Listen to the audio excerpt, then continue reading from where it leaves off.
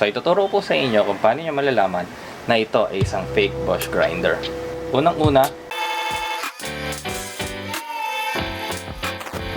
punta muna tayo sa box nya. Unang-una, yung sa box nya, ito po ay sticker lang.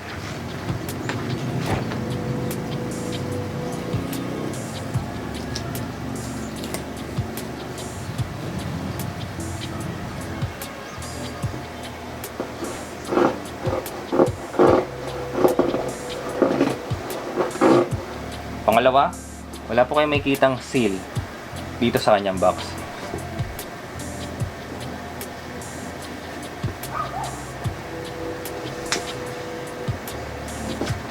Yung original na Bosch grinder, meron pong dalawang seal. Ito po yung isa. At ito naman po yung pangalawa. Susunod naman po, yung model na nandirito, wala pong nakalagay na Bosch. Sa original, meron po siyang Bosch. Dito po sa fake, wala po yung model ng Bosch grinder nyo.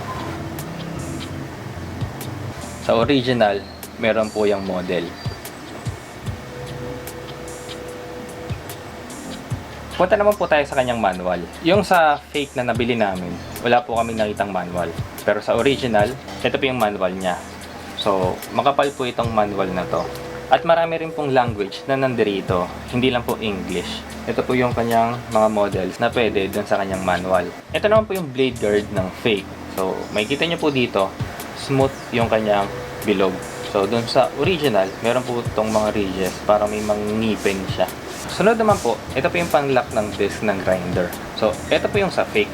Yung sa original, meron pong ditong pangbukas ng blade guard. Parang Allen screw siya. So, ito po, wala siya nun. So, ito po yung fake. So, ito na po yung actual grinder natin. So, paano po natin i-check? Number 1 po na tinitingnan ko, ito, yung sa mismong grinder, yung sa bilog niya. Ito po, smooth lang siya. Yung sa original po, meron po siyang parang gears dito. Para po yung mag-match doon sa kanyang blade guard. Pangalawa po na tinitignan ko, yung etiketa niya. Ito. So, ito po ay made in Germany. So, yung mga grinders po ni Bosch, either made in China na po siya, made in Malaysia. Masyado pong mahal ang labor sa Germany compared sa China. Kaya po yung mga low-end na model, sa China na po ginagawa.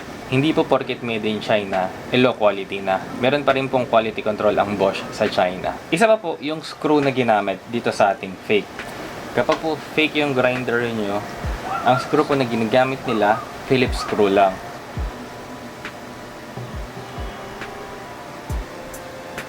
Pero meron po akong mga nakikita na torque screw yung ginagamit sa mga fake. So, hindi po ibig sabihin na kapag meron lang kayong napunan na isa na mali doon sa isang grinder, fake na agad yon. For example, may nakita kayo na made in Germany. Baka isipin nyo, fake na agad yon. Hindi po titignan nyo yung buong grinder. Yung kanyang packaging, yung kanyang manual, yung kanyang mga accessories, at iba pa. Hindi lang po tayo magbabase sa iisa lang ha. Ang huli ko pong tinitignan, yung plug. Ito po, flat yung plug niya. Yung Bosch po ng mga originals, European style. So, bilog po yung plug nila. So, bago ko po sabihin sa inyo yung last na step para po ma-check nyo kung fake ba or original yung bibilin nyo, subscribe muna kayo, no?